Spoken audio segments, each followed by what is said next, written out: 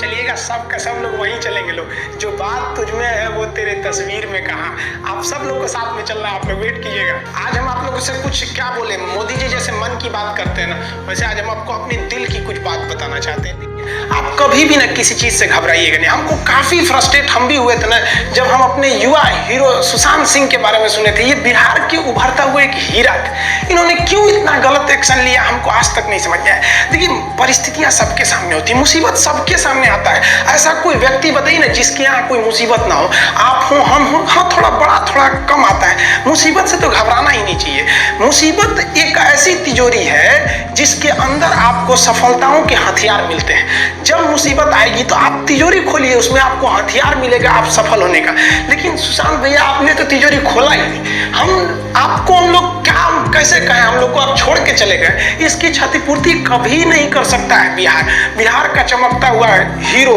हम लोग ने जो आपकी मूवी देखी, जो छिछोरे मूवी थी, जो आपका धोनी में जो रोल निभाया था, क्या कहें हम आपको, आपने क्यों छोड़ के चले गए। हम लोग को हम क्या बता सकते हैं कि हम लोगों को कितना लॉस हुआ। हम आप सबको कहना चाहते हैं, मुसीबत सबके आगे होती है। आप बताइए, ये बच्चों को मुसीबत देख सकते हैं, कितनी गरीबी इनके सामने है। क्या इनकी जिंदगी अच्छी है?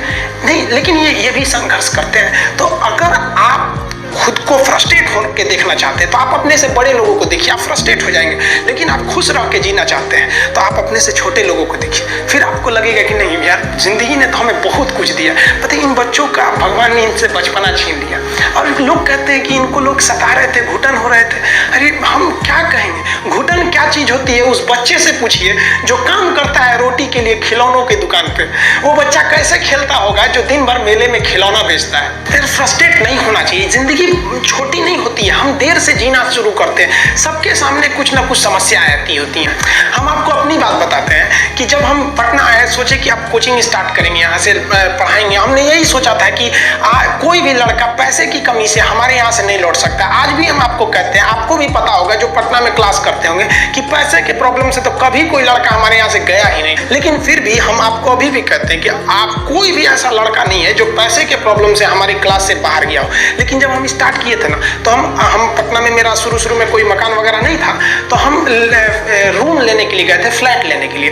तो हम फ्लैट गए, हम नॉर्मली एक फ्लैट था, ये नहीं था, मैं एक चीज आपको समझने के लिए बना दिया। तो वहाँ गए ना, तो उनको हमने बता दिया कि भैया हाँ इतना रेंट है। तो कहे ठीक है, सामान वगैरह रख लीजिए। उन्होंने कहा कि आप आधार कार्ड दे दीजिएगा। हम कहे ठीक है, हम आपको प्रिंट करके दे देंगे। पूरा सामान वगैरह रख दिए। जब हम उनको आधार कार्ड अपना दिए ना, तो उन्होंने देख लिया कि ये तो मुस्लिम है। वो कहें कि आप अभी मेरा मकान खाली कर दीजिए, हम मुस्लिम को नहीं देते हैं। मेरा इतना, हम उस दिन फ्रस्ट्रेट हुए थे ना जिसका कोई हद नहीं। मतलब कितना बुरा लगेगा ना किसी को केवल नाम के आधार पर हटा देना। फिर हमको अजीब लगा था, ये क्या कर रहे हैं यार। ये 21वीं सदी में ऐसी मानसिकता से कैसे काम चलेगा आप लोग का। फिर क्या करेंगे, उनके आगे तो हम लोग जीत नहीं सकते। फिर पूरा सामान ले आए। फिर से एक जगह और गए, तो वो भाई साहब मुस्लिम थे। तो वो पूछे कि आपका नाम क्या है। तो हम कहे आप ये नाम क्यों पूछ रहे हैं मेरा। तो उन्होंने क्या कहा कि हम हिंदू को नहीं देते हैं। देखिए, एक जगह हिंदू है वो मुस्लिम को नहीं देते हैं, एक जगह मुस्लिम है जो हिंदू को नहीं देते। हमको ये समझ में नहीं आ रहा है कि हम किसको बोले, किसको सही बोले, किसको गलत कहें। फिर एक भाई साहब के पास गए, हम कहें कि देखिए भैया आपके यहाँ हमको रूम चाहिए, लेकिन हिंदू मुस्लिम का लफड़ा तो आपके यहाँ नहीं है। उन्होंने कहा कि नहीं हमारे यहाँ नहीं है। 3-4 जगह देखे तो हमको लगा कि नहीं, कई लोग हैं जो दे देते हैं। तो हमको एक बात समझ में आया, यार सारे लोग गलत नहीं है और ना ही सारे लोग अच्छे हैं। कुछ ससुरे बहुत खचरा हैं और कुछ बहुत अच्छे भी हैं यहाँ पे। लेकिन इससे घबराना नहीं चाहिए। हमको कुछ समय के लिए बहुत बुरा लगा था यार, क्या हो गया हमारे देश को। जब हम गुलाम थे तो हिंदुस्तानी थे, ये आज़ादी ने हमें हिंदू मुसलमान बना दिया। ये क्या मतलब बनता है। हम तो ये कहते हैं कि भैया एक अच्छा हिंदू वही है जिसे कोई मुस्लिम भी गाली ना दे सके, कुछ ना बोल सके। आप बताइए ना, विवेकानंद के बारे में कोई अपशब्द बोल सकता है। और अच्छा मुसलमान वही है जिसे कोई हिंदू भी चाह के अपशब्द नहीं बोल सके। हम किसी को भी कहते हैं, चुनौती देते हैं, आप अब्दुल कलाम के बारे में एक अपशब्द निकालिए, आप में हिम्मत ही नहीं होगा कि आप कुछ निकाल सके इनके बारे में। देखिए, फ्रस्ट्रेट नहीं होना चाहिए। भगवान सबको एक दिन सद्बुद्धि देता है, सब लोग एक रास्ते पे आते हैं। हर समस्या का कोई ना कोई समाधान जरूर होता है। इत्तेफाक देखिए, जब पटना में ब्लड बैंक में ब्लड वगैरह घट जाता है या आप सबको भी पता होगा पटना वालों को कि हम लोग कितना, मतलब ऐसा तो कोई दिन नहीं होता होगा कि जब कोई आदमी ब्लड के लिए नहीं आता होगा, और वो हम लोग थोड़ी देते हैं, हम लोग के स्टूडेंट आप ही लोग तो देते हैं जा जाके ब्लड वगैरह। तो एक दिन क्या हुआ कि पीएमसीएच में किसी का ऑपरेशन था, वहाँ ब्लड नहीं था, तो किसी ने बताया कि चले जाओ खान सर के पास, वो ब्लड का इंतजाम करा देंगे और फ्री में करा देते हैं। वो लड़के आप ही लोग तो ब्लड देते हैं, हम थोड़ी ना जाते हैं, हम तो आप लोग को मोटिवेट करते हैं। तो हमारे पास वो आदमी आए और देखे तो हम चौंक गए, क्योंकि वही व्यक्ति था जिन्होंने हमको अपने मकान से बाहर निकाला था कि तुम मुसलमान हो, तुम्हें नहीं देंगे। और आज वो आए थे कि उनके बेटी का ना ब्लड की एकदम सख्त जरूरत थी। हमने उनसे पूछा कि आपको हिंदू का ब्लड चाहिए कि मुसलमान का ब्लड चाहिए, तो उन्होंने कहा कि भाई कुछ भी चलेगा वहाँ पर। तो उनको भाई ऐसे तो ब्लड कोई पूछ के थोड़ी देता है किसका है, लेकिन फिर भी वो इंसान टोटली चेंज हो गए। और हम कुछ दिन पहले जब वहाँ गए थे तो देखे थे अब वो ये सब मानसिकता से हट गए हैं कि किसको देना चाहिए या किसको नहीं देना चाहिए। तो हर समस्या का समाधान होता है, आप समस्या से भागिए नहीं। जिंदगी है, हमेशा आपको कभी कभी कोई जिंदगी में आएंगे टेम्पोररी लोग और आपको परमानेंट लेसन सिखा के जाएंगे, तो इससे क्या आप अपना हिम्मत हार जाएंगे।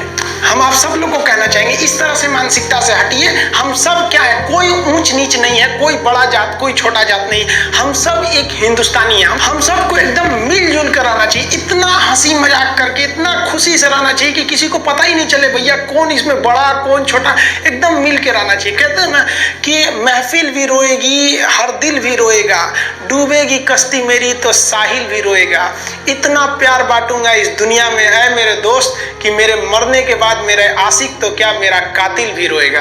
और ये जिंदगी जो है ना एक अजीब सी रेस है यार, समझ में नहीं आता है। अगर तेज भागिएगा तो आपके अपने पीछे छूट जाएंगे, और धीमे दौड़िएगा तो आपके अपने ही आपको पीछे छोड़ के चले जाएंगे। इसलिए जिंदगी की रफ्तार इतनी बनाए रखो यार कि भले दुश्मन आगे निकल जाए लेकिन एक दोस्त पीछे नहीं छूटना चाहिए। अपनी जिंदगी में हौसला बना के रखिए। पतंग को पता होता है कि उसका अंत एक कचड़े में जाकर होगा, लेकिन उससे पहले उसे आसमान छूकर दिखाना होता है। पहाड़ों को चीरते हुए जब नदी निकलती है ना तो कभी नहीं पूछती है कि समुंदर अभी कितना दूर है, और नदी में गिरने से तो कभी किसी की मौत नहीं होती है। मरता तो वही है जिसे तैरना नहीं आता है। तो हम सब परिस्थितियों के आगे हार जाते हैं, हम हार जाते हैं। परिस्थितियां सबके सामने होती है, जो डट के रहा उसे मंजिल मिली और जो नहीं डटा वो हार के चला गया। जब हमारे पास परिस्थितियां आती हैं हम घिर जाते हैं चारों ओर से, तो हम परिस्थितियों को दोष देने लगते हैं, न कि उस परिस्थितियों से निकलते हैं। कोई मस्जिद जाता है, कोई मंदिर जाता है, कभी सोचा है भगवान को कितना बुरा लगता होगा, सोचते होंगे कि बंदा केवल हमसे मांगने ही आता है, यार कभी मिलने भी आया करो। हमको तो लगता है किसी दिन भगवान निकल के बोलेंगे कि यार केवल तुम लोग हमसे मांगने ही आते हो, कभी मिलने भी आया करो। तो भगवान से या अल्लाह से सबसे एक दुआ मांगिए कि आप हमको मुसीबत देना है आप दीजिए, आप जिस तरह से हमें खुशी देते हैं उसी तरह से हम आपके दिए गए दुखों को भी अपनाएंगे, लेकिन हाँ उस दुख से लड़ने की हिम्मत भी जरूर दीजिएगा। और सबको अपने अपने कर्मों का पता होता है, यूं ही गंगा किनारे इतनी भीड़ नहीं लगी रहती। और दुनिया में ना किसी भी समस्या है भाई उसका सबसे अच्छा एक टोल फ्री नंबर है। दुनिया की कोई भी समस्या का सबसे टोल फ्री नंबर है दोस्त। एक बढ़िया दोस्त बनाओ भाई, 2-4 लोगों का, और उनसे ही आप पढ़ाई लिखाई हर तरह के डिस्कस करते रहो। दोस्त से बढ़िया टोल फ्री नंबर कोई नहीं है, हर चीज का इलाज है। और कुछ दोस्त जिंदगी में तो ऐसे बनाओ ना जो आपकी प्रॉब्लम को वैसे ही समझ जाए जैसे डॉक्टर की लिखावट मेडिकल स्टोर वाला पढ़ लेता है। और एक बात और, ये जो अच्छी किताबें होती हैं और अच्छे दोस्त होते हैं ना जल्दी समझ में नहीं आते हैं, लेकिन इसलिए दोस्ती बहुत अच्छे सोच समझ के कीजिएगा, क्योंकि कहा जाता है कि एक आम 10 आम को सड़ा सकता है, लेकिन 10 अच्छा आम एक सड़े हुए आम को कभी ठीक नहीं कर सकते। इसलिए अगर आपको कोई आपके सर्किल में, कोई आपके करियर में कोई बाधा आता है तो तुरंत बाहर कीजिए, उनसे कोई इग्नोर मत कीजिए। जिंदगी जो है ना वो एक एग्जाम की तरह है, और इस एग्जाम में ना ज्यादातर लोग फेल हो जा रहे हैं। क्यों फेल हो रहे हैं? क्योंकि वो एक दूसरे का नकल कर रहे हैं और उनको पता ही नहीं है कि सबका क्वेश्चन पेपर अलग है, इसीलिए फेल हो रहे हैं। तो जिंदगी में सबकी समस्याएं अलग होती हैं, आप दूसरे की समस्या से केवल साहस ले सकते हैं, उसका तरीका नहीं अपना सकते। हिम्मत बनाए रखिए कि नहीं हमें भी इस सफलता को